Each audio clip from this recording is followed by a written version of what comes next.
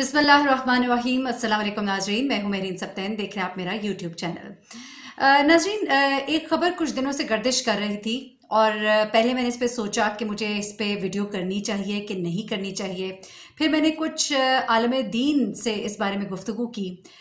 मैंने कुछ कानून इस हवाले से क्या कहता है, मैंने उस पर फिर बातचीत करने के बाद मैं इस नतीजे पर पहुंची कि मुझे इस पर बात ज़रूर करनी चाहिए। मैं जानती हूँ कि हमारी एक बड़ी तादाद हमारी आबादी की ऐसी है जो शायद इस बात को कंडेम भी करे कि इस्लाम क्या कहता है, शरीयत क्या कहती है, लेकिन इस्लाम और शरीयत बहुत वाज़ेह है इन मामलात के हवाले से, लेकिन मैं उसकी डिटेल्स में अभी नहीं जाना चाहती। मैं सबसे पहले आपको बताऊंगी कि सुल्तान गोल्डन जो है उन्होंने किया क्या है और बेसिकली सुल्तान गोल्डन कौन है। सुल्तान गोल्डन जो है 1987 की बात है। एक बहुत ही मशहूर स्टंटमैन है।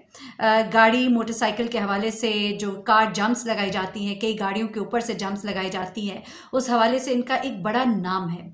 और इन्होंने 1987 में वर्ल्ड रिकॉर्ड बनाया था जहां पे 22 गाड़ियों के ऊपर से इन्होंने जंप लगाई थी अपनी गाड़ी पर और उन्होंने वर्ल्ड रिकॉर्ड तोड़ा था जो उससे पहले 246 फीट का वो डिस्टेंस जो था वो कवर किया था। ये वो अमेरिका का एक शख्स था और यूएसए का जो बंदा था उसका वो रिकॉर्ड तोड़ के इन्होंने 249 फीट का ये डिस्टेंस जो है अपनी जंप के जरिए कवर किया था 22 गाड़ियों के ऊपर से। और एक बड़ा नाम था और नाम है भी, सरमाया है हमारे मुल्क के लिए। उस वक्त जवान थे, खूबसूरत थे, अभी भी माशाल्लाह सेहतमंद है, 60 साल इनकी उम्र है। लेकिन इन्होंने एक ऐसा काम किया जिसकी वजह से मुझे शर्मिंदगी हुई ये सोचकर भी कि अल्लाह ने इनको इतनी इज्जत दी थी, अल्लाह ने इन्हें इतनी शोहरत दी थी, इतना नाम बनाया था और इन्हें नहीं ये ज़ेब देता था कि जाली कवाइफ के साथ एक कम उम्र बच्ची के साथ वो शादी करते। जिस तरह से ये शादी की गई मैं इसकी आपको डिटेल तो बताऊंगी, लेकिन उसके बाद भी उन्होंने जो एक और काम किया, खिलाफ कानून वो काम किया, खिलाफ शरीयत भी मैं इसे कहती हूँ कि ये काम किया, क्योंकि जब मेरी बात हुई तो उसके मुताबिक ये काम खिलाफ शरीयत है। दोबारा से बड़ी माजरत के साथ मैं ज़्यादा मज़हब की तरफ इस बात का रुख नहीं लेके जाना चाहती। कानून इस हवाले से क्या कहता है इस पर तो बात करेंगे, लेकिन पहले आपको पूरा वाकया बताती हूँ कि हुआ क्या।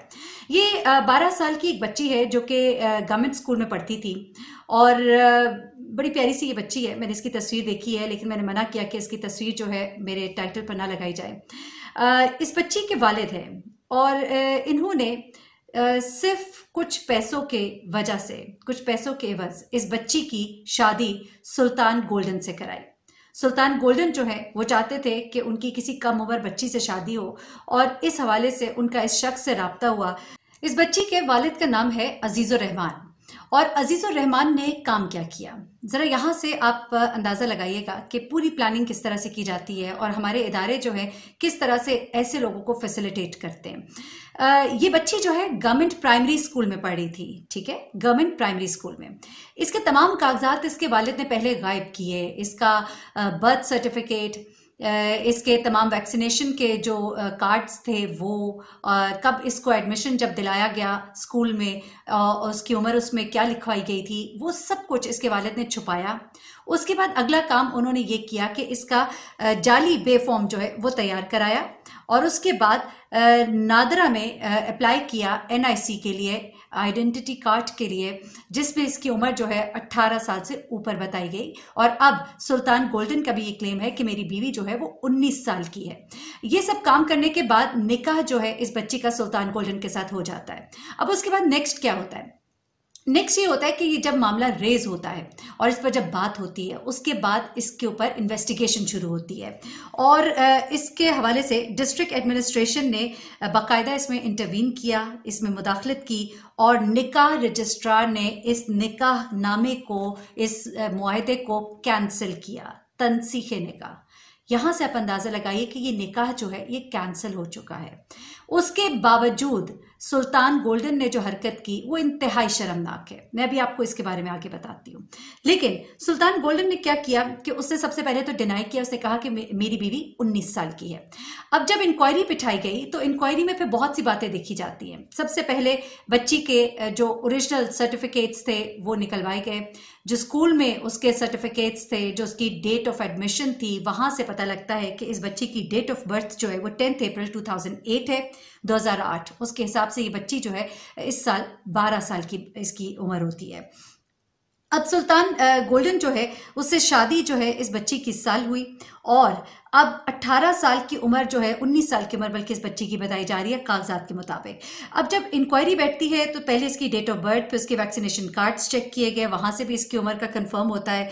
फिर उसके बाद बाकायदा एक मेडिकल बोर्ड बिठाया गया और उस मेडिकल बोर्ड ने भी ये कंफर्म किया कि ये बच्ची जो है ये कमसिन है, ये 12 साल से कम उम्र की है, ये 12 साल से ज़्यादा उम्र की बच्ची नहीं है। ये मेडिकल रिपोर्ट ने कहा, वैक्सीनेशन कार्ड्स ने कहा, डेट ऑफ बर्थ स्कूल से जो कंफर्म हुई। उसके बाद अगला जो कानूनी जो स्टेप लेने वाला था वो ये था कि नादरा के खिलाफ कार्रवाई की जाती कि उन्होंने एक ऐसे फेक डॉक्यूमेंट्स के ऊपर इस बच्ची को आईडी कार्ड जो है इसके फादर के हवाले किया गया। अब कार्रवाई जो है नादरा को रिक्वेस्ट की गई है कि सुल्तान और उसके वालिद अजीज़ुर रहमान के खिलाफ कार्रवाई की जाए। किस हवाले से? एनआईसी ऑब्टेन करने के हवाले से, फ्रॉडलेंट तरीके से ये एनआईसी जो है ये ऑब्टेन की गई है, उसकी उम्र को छुपाया गया है और जाली ये जो शादी है ये जुलाई 2020 में ये शादी हुई है सुल्तान गोल्डन से।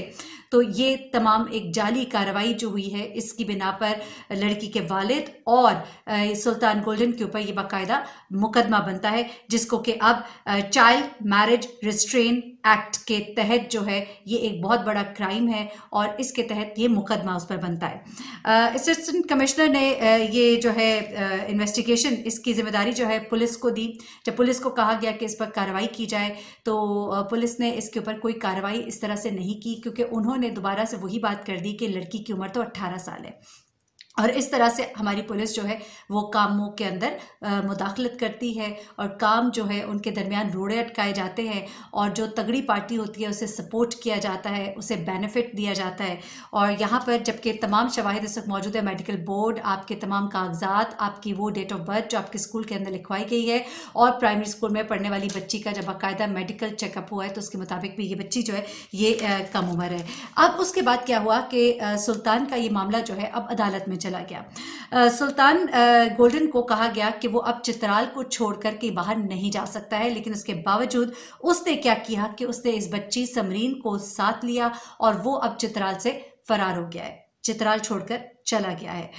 24 को इस केस की हेयरिंग है, डेट फिक्स्ड है 24 तारीख को, लेकिन सुल्तान गोल्डन का कोई अता पता नहीं है।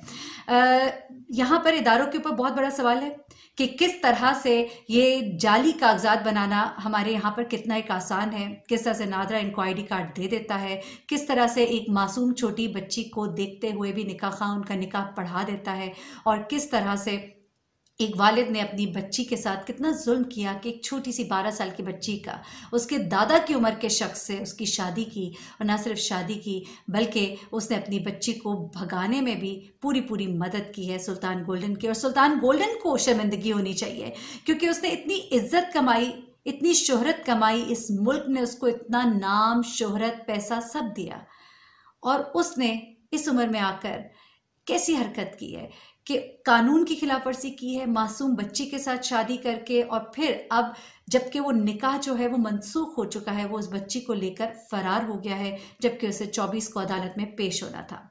ये हमारे निज़ाम के ऊपर बहुत बड़ा सवाल है। वालिदैन पता नहीं किस दिल के साथ अपने बच्चों को यूं बेच देते हैं और एक शख्स जिसको अल्लाह ने इतनी इज्जत दी हो, इतना नाम दिया और शोहरत दी हो, और आखिर में उसने ये सब कुछ गवा दिया। मुझे महरीन सप्तान को इजाज़त दीजिएगा। अपना बहुत ख्याल रखिएगा, अपनी दुआओं में मुझे भी याद रखिएगा। अल्लाह हाफिज़।